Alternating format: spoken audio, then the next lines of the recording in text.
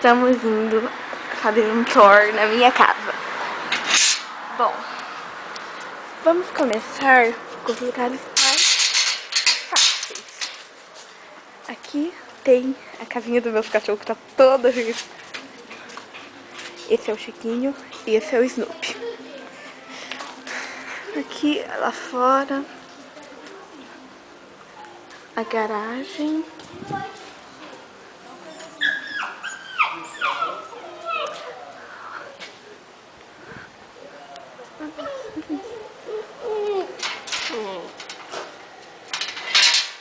Licença, Bidu.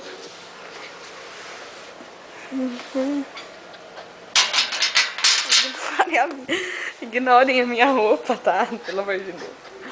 Aqui é o quarto da minha irmã. Meu quarto.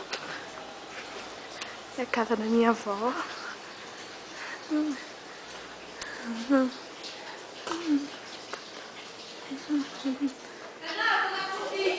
Tá.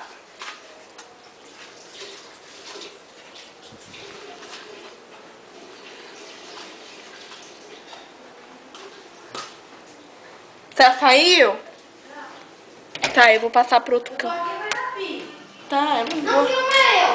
Não vou filmar, vou filmando aqui.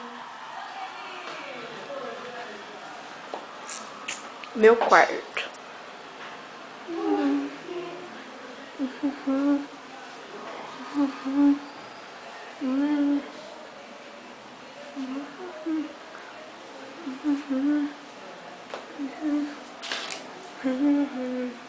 Minhas coisas. Não, tô indo pra cá. Banheiro.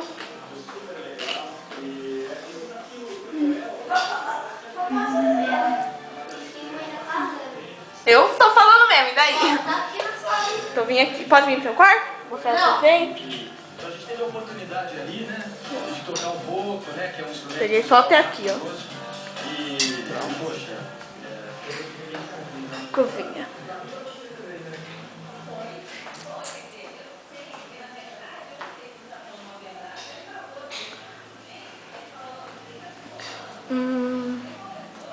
Dispensa.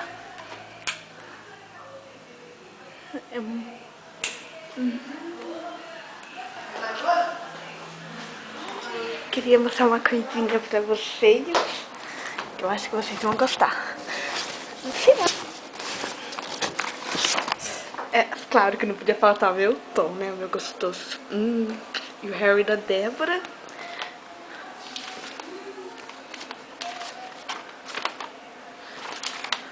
Doge e Dani. Bem gostoso, né?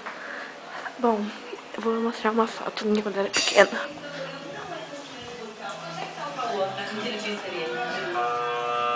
Bom, deixa eu ver. Peraí, antes de você falar da sua ajuda, todo mundo responde. E acaba aqui a nossa expedição pela minha casa.